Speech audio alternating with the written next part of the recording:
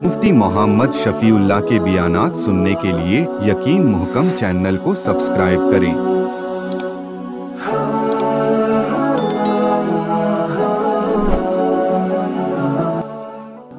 नहमदुहु व नुसल्ली अला रसूलिहिल करीम।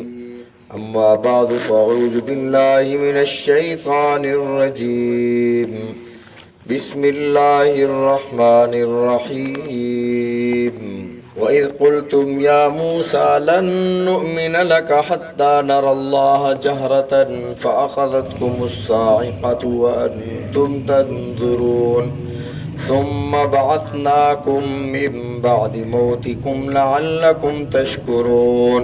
सदक़ल्लाहुल अज़ीम। अल्लाहुम्मा सल्लि अला मुहम्मद व अला आलि मुहम्मद कमा सल्लैता अला इब्राहीम व अला आलि इब्राहीम इन्नका हमीदुम मजीद। अल्लाहुम्मा बारिक अला मुहम्मद व अला आलि मुहम्मद कमा बारकता अला इब्राहीम व अला आलि इब्राहीम इन्नका हमीदुम मजीद। साबिक़ा दर्स में हज़रत मूसा अलैहिस्सलाम की कौम के उन लोगों का तज़किरा किया था जिन्होंने हज़रत मूसा अलैहिस्सलाम की तौरात का इनकार कर दिया था। हुआ ये कि जब बनी इसराइल की तौबा कबूल हुई, अल्लाह रब्बुल इज़्ज़त ने तौबा के कबूल होने का ज़िक्र फरमाया, तरीक़ा बताया कि इस तरह तौबा कबूल होगी। फ़क़्तुलू अनफुसकुम, अपने आप को कत्ल करो। और वो कत्ल की सूरतें मैंने अर्ज़ की थी कि 3 सूरतें थीं। इस तरह उन्होंने तौबा की अपने आप को कत्ल करने की। बहरहाल जब तौबा कबूल हो गई तो हज़रत मूसा अलैहिस्सलाम को तौरात की जो तख्तियाँ मिली थीं वो आपने वो क़वानीन पढ़ के सुनाए कि इस तरह आपने ज़िंदगी गुजारनी है। तौरात की 10 तख्तियाँ हज़रत मूसा अलैहिस्सलाम को अता की गईं और हज़रत मूसा अलैहिस्सलाम को तौरात इस तरह नहीं मिली जिस तरह रसूलुल्लाह सल्लल्लाहु अलैहि वसल्लम पर कुरान मजीद नाजिल हुआ, आपके क़ल्ब अतहर पर बस लिखी लिखाई तख्तियाँ हज़रत मूसा अलैहिस्सलाम को अता कर दी गईं। तो कौम के पास जब तशरीफ़ लाए और वो तख्तियों की तिलावत फरमाई और अहकाम पढ़ के सुनाए तो कौम ने कहा कि हमें तो नहीं पता कि ये तख्तियाँ आप अल्लाह से लाए हैं या अपनी तरफ से ख़ुद लिख कर लाए हैं या किसी से ले कर आए हैं, हमें तो नहीं पता। आप ऐसा करें कि हमें ले जाएं वहाँ पर, हम सारे देखें कि अल्लाह ने आपको ये तख्तियाँ दी हैं या अल्लाह ताला फरमा दें कि ये मेरी तरफ से, फिर हम मान लेंगे। तो मूसा अलैहिस्सलाम ने फरमाया कि सबको तो मैं नहीं लेकर जा सकता, अपने आदमी मुंतखब कर लो। तो चूँकि हज़रत मूसा अलैहिस्सलाम की कौम बनी इसराइल में 12 कबीले थे तो हर कबीले से 6 आदमियों का इंतखाब हुआ। ये 12 कबीलों में से 72 लोग हो गए जो मुंतखब हुए। उनमें 2 जो है, इसमें मुफस्सिरीन कराम रहमहुल्लाह की यहाँ पर आकर राय मुख्तलिफ हो जाती हैं। बाज़ मुफस्सिरीन फरमाते हैं कि ये 2 शख्स खुद रुक गए और इन दोनों में से एक का नाम हज़रत यूशा अलैहिस्सलाम था और दूसरे का नाम हज़रत कालिब बिन यूहन्ना अलैहिस्सलाम था। ये हज़रत मूसा अलैहिस्सलाम और हज़रत हारून अलैहिस्सलाम के विसाल के बाद अल्लाह ने इन दोनों को नबूवत अता फरमाई थी। ये हज़रत मूसा अलैहिस्सलाम और हज़रत हारून अलैहिस्सलाम के खलीफा थे। हज़रत मूसा अलैहिस्सलाम जब उस वादी तीह में थे, तीह का माना होता है कैद हो जाना। उस वादी तीह, वो जो सहरा था उसको तीह कहा जाता था। तीह क्यों? इसलिए कि जब अल्लाह ने फरमाया कौम अमालका से आप जाकर जिहाद करो तो इन्होंने कहा था मूसा फज़हब अंत व रब्बुका फ़क़ातिला इन्ना हाहुना क़ाइदून, मूसा तू और तेरा रब जाकर लड़ लो, हम तो लड़ने वाले नहीं हैं। वो तो बड़ी जसीम और बड़े ताकतवर लोग हैं, वो हम उनका नहीं मुकाबला कर सकते। जो जिस जहन में गुलामियत रची बसी हो और नस्ल दर नस्ल वो फिरौन की गुलामी करके आ रहे हों, वो किसी के सामने खड़ी नहीं हो सकती। वो मिन हैसुल कौम, पूरी कौम किसी के सामने अकबात नहीं कह सकती, वो खड़ी नहीं हो सकती। यही हाल बनी इसराइल का था। तो हज़रत मूसा अलैहिस्सलाम ने परेशान हो गए। हज़रत मूसा अलैहिस्सलाम भी कि अल्लाह फरमाते हैं जिहाद करो, ये लोग जिहाद नहीं करते। یتیہون فی الارض، اللہ فرماتے ہیں یہ بھٹکتے رہیں گے اس زمین میں جب تک جہاد نہیں کریں گے۔ اے موسیٰ فلا تأس علی القوم الفاسقین، اس نافرمان قوم پر آپ افسوس نہ کریں۔ فلا تأس علی القوم الفاسقین، نافرمانوں پر افسوس نہیں کیا جاتا، ان کو ادھر ہی رہنے دو۔ پھر ایسا ہی ہوا، یہ یہاں پر بھٹکتے رہے، صبح کو چلتے شام تک ادھر ہی رہتے، اور حضرت موسیٰ علیہ السلام کے جب وفات کا وقت قریب آیا تو اللہ کی بارگاہ میں عرض کیا کہ اللہ میں ارض مقدس کی طرف جانا چاہتا ہوں تاکہ میری قبر، میرا مدفن وہاں بنے۔ تو حضرت موسیٰ علیہ السلام کو اللہ نے اجازت عطا فرمائی، یہاں سے چلے اور ارض فلسطین کے پاس، یہ قریب ہی تھی وہ وادی تیہ اور ارض فلسطین، تو حضرت موسیٰ علیہ السلام کا انتقال ہوا وادی تیہ میں اور آپ مدفون ہوئے ارض فلسطین میں۔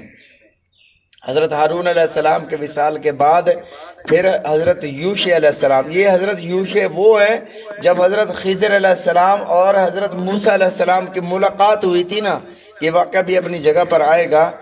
اگر کسی نے سنا ہوا ہو، ذہن میں ہو کہ حضرت موسیٰ اور حضرت خضر کا جو واقعہ ہوا تھا، جو مچھلی زندہ ہو کر دریا میں چلی گئی تھی، تو وہاں پر مچھلی جس خادم کے ہاتھ میں تھی، جو ناشتہ جس خادم کے ہاتھ میں تھا وہ حضرت یوشع علیہ السلام تھے، جو بعد میں اللہ نے انہیں نبوت عطا فرمائی تھی۔ اور ان دو کے بعد، حضرت یوشع کے بعد اور حضرت کالب بن یوحنا علیہ السلام کے بعد، پھر حضرت حزقیل علیہ السلام کو اللہ رب العزت نے بنی اسرائیل کا نبی بنایا۔ بہرحال یہ ایک روایت تو مفسرین کرام رحمہم اللہ کی یہ ہے کہ ان دو میں سے جو رہ گئے تھے، وہ کہتے تھے کہ حضرت یوشع اور حضرت کالب بن یوحنا نے کہا کہ بھی ہمیں تو یقین ہے کہ اللہ کی طرف سے یہ تختیاں ہیں، ہم کوئی اعتراض نہیں کرتے، تو یہ وہاں ٹھہر گئے، 70 باقی رہ گئے۔ بعض فرماتے ہیں کہ وہ خود نہیں ٹھہر گئے، بعض مفسرین کی رائے یہ ہے جو بھی عرض کر رہا ہوں۔ بعض مفسرین کرام رحمہم اللہ فرماتے ہیں کہ 72 ہو گئے نا، ہر قبیلے سے 6 کا انتخاب ہوا تو 72 لوگ ہو گئے۔ موسیٰ علیہ السلام نے فرمایا کہ اللہ نے فرمایا کہ 70 آئیں، اب 2 کو نکالو یہاں سے، تو بنی اسرائیل میں جھگڑا ہو گیا بھی کس کو نکالا جائے۔ اب حضرت یوشع اور حضرت کالب بن یوحنا کو نکالا گیا کہ آپ ٹھہر جائیں، 70 کا اللہ نے فرمایا کہ 70 یہاں پر آئیں۔ اب بہرحال 70 وہاں پر چلے گئے، جب 70 وہاں پر گئے تو اللہ کی آواز سنی، اللہ رب العزت نے ارشاد فرمایا کہ میں اللہ ہوں، اننی انا اللہ لا الہ الا ہوں، میں اللہ ہوں، اور تمہیں حکم دے رہا ہوں کہ ساری قوم ان قوانین پر عمل کرے جو حضرت موسیٰ علیہ السلام کو عطا کیے گئے۔ جب اس قوم نے سنا تو کہنے لگے کہ ہم نے اللہ کو دیکھا تو نہیں ہے نا، پتہ نہیں یہ آواز کہاں سے آ رہی ہے۔ اسی بات کو اس آیت مبارکہ میں اللہ رب العزت نے ارشاد فرمایا، وَإِذْ قُلْتُمْ يَا مُوسَىٰ، وَإِذْ اور جب، قُلْتُمْ يَا مُوسَىٰ تم نے کہا اے موسیٰ۔ اچھا اب یہاں پر ایک سوال ہے، یہ اللہ رب العزت کن کو فرمانے کہ جب تم نے کہا؟ قرآن تو نازل ہو رہا ہے نا رسول اللہ صلی اللہ علیہ وسلم پر، وہ یہودی تو مر گئے تھے، وہ بنی اسرائیلی جنہوں نے کہا تھا وہ تو نہیں تھے نا۔ اب یہاں تو جب قرآن نازل ہو رہا تھا، یہاں پر یا تو صرف مسلمان تھے، یا وہ بنی اسرائیل تھے جو یہودی تھے، یا وہ بنی اسرائیل تھے جو عیسائی تھے۔ عیسائی بھی بنی اسرائیل، یہودی بھی بنی اسرائیل، یہ دونوں بنی اسرائیل سے ہیں۔ اور یہ حضرت داؤد علیہ السلام کو زبور ملی، حضرت داؤد بھی بنی اسرائیل کے پیغمبر تھے۔ رسول اللہ صلی اللہ علیہ وسلم کو اللہ نے بنو اسماعیل میں مبعوث فرمایا۔ اب سوال یہ ہے کہ اللہ رب العزت کے مخاطب کون ہے؟ اللہ کینے فرما رہا ہے کہ جب تم نے کہا اے موسیٰ، قرآن تو اس وقت نازل ہو رہا تھا جب یہودی عیسائی نبی علیہ الصلوۃ والسلام کے دور میں، تو ان کے باپ دادا کی باتیں یہودیوں اور عیسائیوں کو بتائی جا رہی ہیں کہ تمہارے آباء و اجداد نے جب یہ کہا تھا نا کہ سمجھو تم نے کہا تھا، اب تم ایمان نہیں لاتے ہو نا، اور تمہاری کتابوں میں یہ سارے واقعات درج ہیں۔ یعرفونہ کما یعرفون ابناءہم، میرے محبوب آپ کو ایسے جانتے ہیں جیسے اپنے بچوں کو پہچانتے ہیں، لیکن ایمان کیوں نہیں لاتے؟ ضد، عناد اور ہٹ درمی کی وجہ سے۔ فرمایا وَإِذْ قُلْتُمْ اور جب تم نے کہا اے موسیٰ، لن نؤمن لک، ہرگز ہم آپ پر ایمان نہیں لائیں گے، حتی نر اللہ، حتی جب تک، نر اللہ جہرتن، ہم اللہ کو، نر اللہ، نرا کا معنی ہم دیکھ لیں اللہ کو، جہرتن واضح اور صاف، فَأَخَذَتْكُمُ الصَّاعِقَةُ، پکڑ لیا تمہیں صاعقہ، ایک بجلی نے، جس طرح بجلی چمکتی ہے چیزوں کو جلا دیتی ہے، اور بجلی آئی اور ان سب کو 70 کے 70 مارے گئے، سب کو جلا دیا، وَأَنْتُمْ تَنْظُرُونَ، اور تم دیکھ رہے تھے۔ جو مر جاتا ہے وہ دیکھتا کیسے ہے، اس کی تفصیل میں بعد میں بتاتا ہوں۔ سورہ اعراف کی ہم آیت پڑھنے لگے ہیں۔ سورہ اعراف میں یہاں ہے نا فَأَخَذَتْكُمُ الصَّاعِقَةُ، انہیں بجلی نے جلا دیا، پکڑ لیا ان کو بجلی نے۔ سورہ اعراف میں فرمایا فَلَمَّا أَخَذَتْهُمُ الرَّجْفَةُ، جب پکڑ لیا ان کو زلزلے نے۔ اب یہاں پر ہے زلزلہ، وہاں پر ہے صاعقہ، دو لفظ ہیں، صاعقہ رجفہ۔ زلزلہ، رجفہ کو زلزلہ کہتے ہیں، صاعقہ کو بجلی کی چمک کہا جاتا ہے، بجلی نے جلا دیا۔ اب اگر کوئی غیر مسلم اٹھے اور آپ کو کہے کہ دیکھو جی قرآن میں تو ہے تضاد، آپ بتاؤ کہ مرے وہ کس سے تھے، بجلی سے مرے تھے یا زلزلے سے مرے تھے؟ جب ان کو پکڑا بجلی نے، جب وہی الفاظ ہیں فَأَخَذَتْكُمُ الصَّاعِقَةُ، پکڑا تمہیں بجلی نے، فَأَخَذَتْهُمُ الرَّجْفَةُ، پکڑا تمہیں زلزلے نے۔ زلزلے سے مارے گئے یا بجلی سے مارے گئے؟ بھئی یہ تضاد نہیں ہے، یہ دونوں ہو سکتا ہے۔ ایک شخص مسلمان بھی ہو سکتا ہے، انسان بھی ہو سکتا ہے، دونوں ہے نا، متضاد تو نہیں۔ اگر کوئی کہے کہ آپ مسلمان ہو یا انسان ہو، آپ پاکستانی ہو یا مسلمان ہو، یہ تو تضاد ہی نہیں ہے نا، ہمیشہ متضاد میں سوال ہوتا ہے۔ پکڑا ان کو زلزلے نے، پکڑا ان کو بجلی نے، تو پہلے زلزلہ آیا، زلزلے سے وہ مارے گئے، بجلی نے ان کے اجسام کو جلا دیا، دونوں چیزیں ہیں۔ تو فرمایا فَأَخَذَتْكُمُ الرَّجْفَةُ، جب وہ مارے گئے۔ سورہ بقرہ میں اس کی تفصیل نہیں کہ حضرت موسیٰ علیہ السلام نے ان کے مر جانے کے بعد کیا فرمایا، سورہ اعراف میں تفصیل سے قال، موسیٰ علیہ السلام اب اللہ کی بارگاہ میں ہاتھ اٹھ گئے۔ قال کا لفظ اگر چھوٹا بڑے سے کہے تو کہا جاتا ہے عرض کیا، موسیٰ علیہ السلام نے عرض کیا، موسیٰ علیہ السلام نے التجا کی۔ اور اگر بڑا جو ہے وہ اس کی نسبت قالا کی طرف ہو تو ہم کہیں گے کہ انہوں نے حکم دیا، بڑا حکم دیتا ہے۔ تو اسی طرح قالا، حضرت موسیٰ علیہ السلام نے رب کی بارگاہ میں التجا کی، ربی اے میرے رب، لو شئت اہلکتہم من قبل، اگر تو چاہتا انہیں اس یہاں آنے سے پہلے مار سکتا تھا، ہلاک کر سکتا تھا، موت دے سکتا تھا، من قبل وإیایا، اور مجھے بھی تو موت دے سکتا تھا، مار سکتا تھا، مجھے زندگی عطا فرما دی، ان 70 کو مار دیا، ان کو یہاں مارنا تھا، جب میں لے کر آیا ادھر ہی مار دیتا تو بھی مار سکتا تھا۔ اتہلکنا بما فعل السفہاء منا، اللہ تو کیا ہلاک کرے گا انہیں، چند بے وقوف تھے ان کی وجہ سے سب کو ہلاک کر دیا۔ تو ان ہی الا فتنتک، اللہ یہ تیری طرف سے ایک آزمائش ہے، تو جسے چاہتا ہے گمراہ کر دیتا ہے، جسے چاہتا ہے ہدایت سے نواز دیتا ہے۔ انت ولینا، تو ہمارا، یہ دعا دیکھو کتنی پیاری اور مزیدار اور بڑی جامع معنی دعا اللہ رب العزت نے امت محمد صلی اللہ علیہ وسلم کو عطا فرما دی۔ انت ولینا، اور اشارہ ساتھ فرما دیا کہ اس دعا سے میں نے مردوں کو زندہ کر دیا۔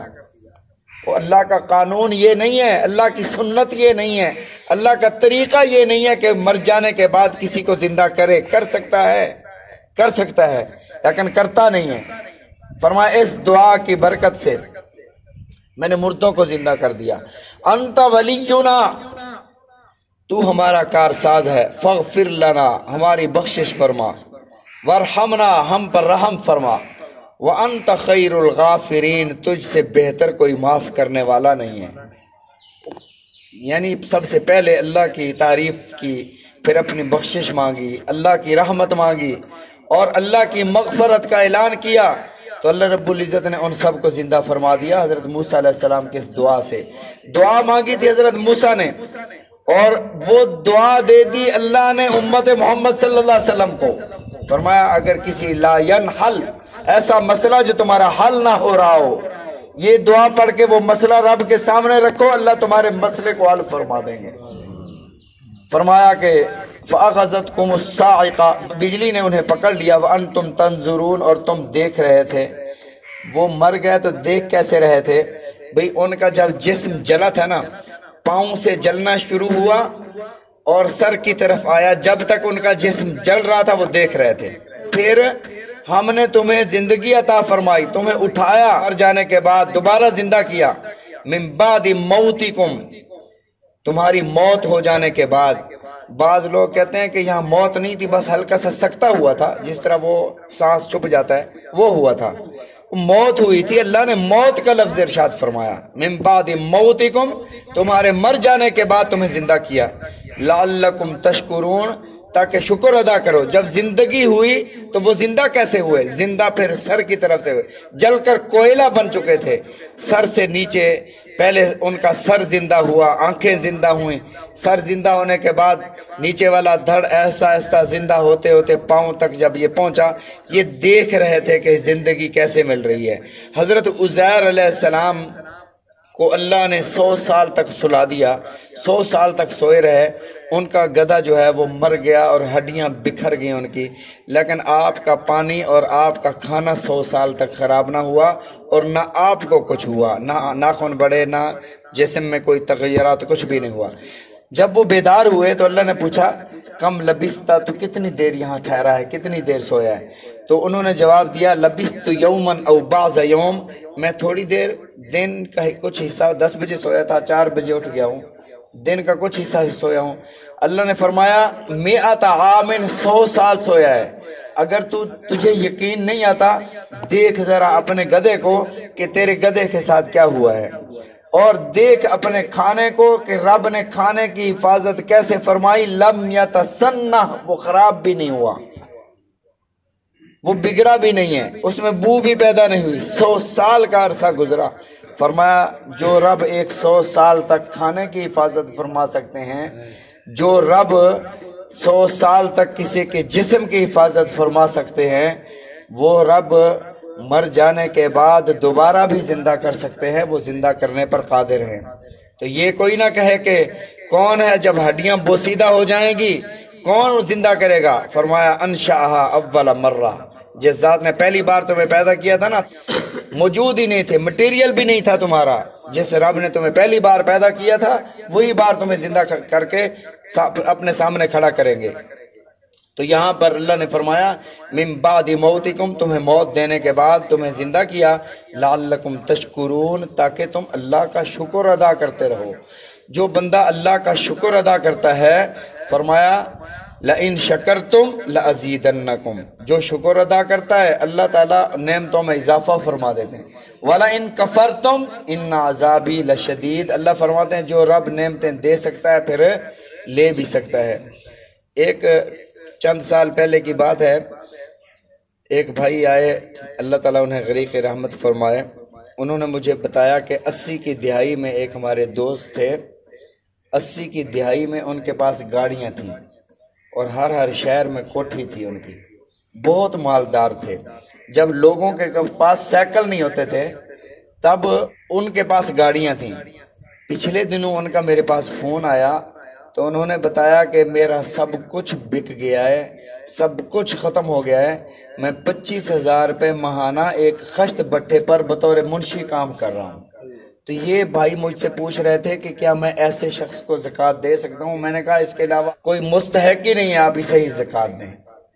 تو اللہ فرماتے ہیں جو ناشکری کرتا ہے میں اس سے لے بھی سکتا ہوں، جو دیتا ہوں تو لے بھی سکتا ہوں، اور سارے خزانے اللہ کے پاس ہیں۔ جو بندہ چاہتا ہو اللہ نے جتنی بھی نعمتیں عطا فرمائی ہیں وہ اللہ نعمتیں نہ لے، تو یہ دعا اللہم انی اعوذ بک من زوال نعمک، اللہ میں ساری تیری نعمتوں کے زائل ہونے سے، جو تو نے مجھے عطا فرمائی ہیں اس سے تیری پناہ چاہتا ہوں۔ تو اللہ تعالیٰ ایک دفعہ جو نعمت آپ کو دیں گے وہ واپس نہیں لیں گے، جو شکر کرے گا۔ بات بات پر الحمدللہ کہاں کریں، کیسے ہو بھی الحمدللہ۔ جو شکوے شکایت ہیں کہ بس جی گزر رہی ہے، بس جی گزارا ہو رہا ہے، بس جی ایسے ہو رہا ہے، یہ ناشکری ہے، اور یہ چیزیں انسان کے مال کو، انسان کی معیشت کو، انسان کی صحت کو، جو بھی نعمتیں ان سب کو تباہ کر دیتی ہے، ناشکری۔ ناشکری سے بچیں اور شکر کا اہتمام کریں۔ اللہ نے جگہ جگہ جہاں بھی یہ بنی اسرائیل کی باتیں ہیں نا، فرمائیں گے لعلکم تشکرون، تاکہ تم شکر ادا کرتے رہو۔ اللہ تعالی ہم سب کو سمجھنے کی توفیق عطا فرمائے، رسول اللہ صلی اللہ علیہ وسلم کے فرامین سمجھنے کی، عمل کرنے کی توفیق عطا فرمائے۔